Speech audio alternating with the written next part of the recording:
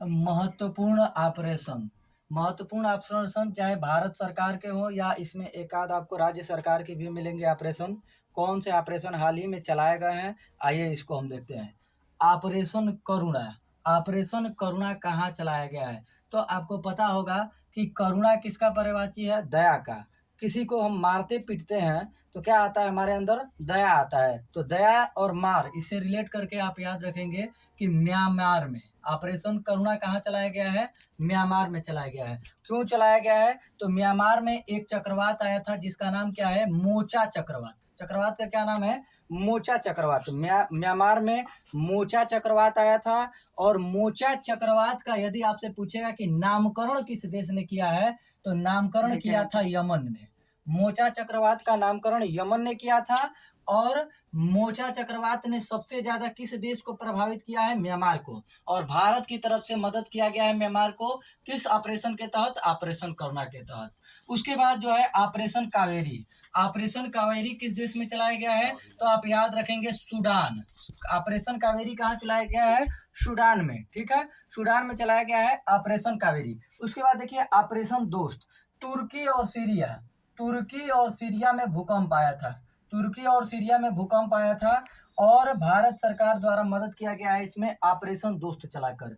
Operation Trident. Operation Trident क्या है? याद रखिएगा, चार जो 1971 में 1971 में जो भारत और जो पाकिस्तान बांग्लादेश का जो युद्ध हुआ था, हालांकि बात करें जो बांग्लादेश पूर्वी पाकिस्तान का बंटवारा वाला समय था, उस समय नेवी के द्वारा, इंडियन नेवी के द्वारा पाकिस्तान को उसकी औकात दिखाई गई थी। किस ऑपरेशन के द्वारा? ऑपरेशन ट्राइडेंट के द्वारा। उसके बाद ऑपरेशन विजय। ऑपरेशन विजय 19 दिसंबर 1961, याद होगा आपको, 19 दिसंबर 1961 को हम क्या मनाते हैं? गोवा मुक्ति दिवस। गोवा मुक्ति दिवस कब मनाते हैं? 19 दिसंबर को। पुर्तगालियों के हाथ से गोवा मुक्त हुआ था। गोवा जो पुर्तगालियों के अधीन था, 19 दिसंबर को क्या हुआ कि पुर्तगालियों के हाथ से गोवा मुक्त हो गया था। कौन सा ऑपरेशन चलाया गया था? ऑपरेशन विजय। उसके बाद देखिए स्माइलिंग बुद्धा। स्माइलिंग बुद्धा क्या है? ये स्माइलिंग बुद्धा जो भारत का पहला परमाणु परीक्षण हुआ था 18 मई 1974। 18 मई 1974 भारत का पहला परमाणु परीक्षण हुआ था पोखरण राजस्थान में। पोखरण जैसलमेर राजस्थान में हुआ था और इसका कोड दिया गया था स्माइलिंग बुद्धा। तो पूछा जाएगा आपसे पेपर में यदि कि स्माइलिंग बुद्धा का संबंध किससे है, तो भारत का पहला परमाणु परीक्षण हुआ था 18 मई 1974 को हुआ था। और इसीलिए 18 मई को एक दिवस मना लेते हैं। कौन सा दिवस है? प्रौद्योगिकी दिवस। याद रखेंगे 18 मई को हम कौन सा दिवस मनाते हैं? प्रौद्योगिकी दिवस मनाते हैं 18 मई को। उसके बाद देखिए ये है आपका ऑपरेशन शक्ति। पहला परमाणु परीक्षण स्माइलिंग बुद्धा। उसके बाद 1998 में भारत का दूसरा परमाणु परीक्षण होता है।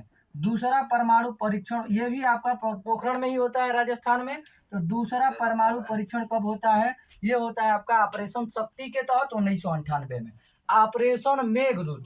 ऑपरेशन मेघदूत कब चलाया गया था? 1984 में भारत की सेना के द्वारा सियाचिन फतह किया गया था। सियाचिन विजय, सियाचिन फतह 1984 में कौन सा ऑपरेशन चलाया गया? ऑपरेशन मेघदूत। अब कुछ एक सवाल आप ध्यान से रखेंगे पेपर में, जैसे पूछता है कि सियाचिन विवाद किन दो देशों के बीच में है, तो चीन लास्ट में रहता है, तो आप देखकर समझते हैं कि चीन है। सियाचिन विवाद भारत और चाइना के साथ न होकर भारत और पाकिस्तान के साथ है। इस बात का आप विशेष ध्यान देंगे कि सियाचिन विवाद जो है ये भारत और चाइना के बीच नहीं है, ये भारत और पाकिस्तान के बीच में, याद रखेंगे। 1984 में सियाचिन पर भारत ने कब्जा किया था और उस समय चलाया गया था ऑपरेशन मेघदूत। उसके बाद ये तीन जो ऑपरेशन आपको नीचे दिख रहा है, ये तीनों ऑपरेशन जो है ये आरपीएफ के द्वारा, रेलवे पुलिस फोर्स जो है, ये रेलवे प्रोटेक्शन फोर्स जो है आरपीएफ के द्वारा ये तीनों ऑपरेशन चलाए गए हैं। लेकिन ये क्यों चलाया गया है ये आपसे पूछा जाएगा। ऑपरेशन अमानत किसके लिए चलाया गया है? ऑपरेशन अमानत। ऑपरेशन अमानत जो है ट्रेन में आपका यदि कोई सामान खो जाता है तो खोए हुए सामान को वापस लौटाने के लिए ऑपरेशन अमानत चलाया गया। देखिए रेलवे जो है ना अपना शौचालय में का जग बांध के रखता है सिक्कड़ में, लेकिन आपका सामान लौटाएगा। देखिए ये कह रहा है, हम नहीं कह रहे हैं, योजना कह रही है कि ऑपरेशन अमानत चलाया गया है आरपीएफ के द्वारा। अपना लोटा देखो शौचालय में बांध के रखा है ससुरा, और ससुरा कह रहा है कि हम अमानत के तहत आपका सामान लौटाएंगे। तो ठीक है, चलो देख लेते हैं ऑपरेशन नारकुश।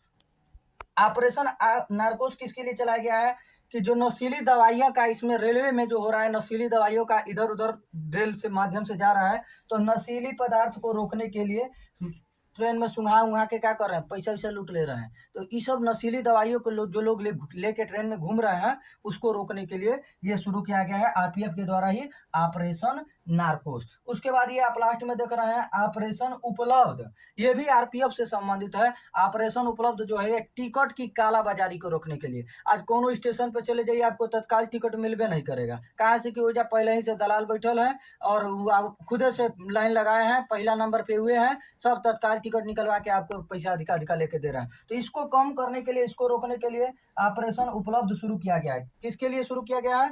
टिकट की कालाबाजारी को रोकने के लिए ये आरपीएफ के द्वारा शुरू किया गया है। ठीक है, तो ध्यान देंगे ये सभी महत्वपूर्ण ऑपरेशनों को।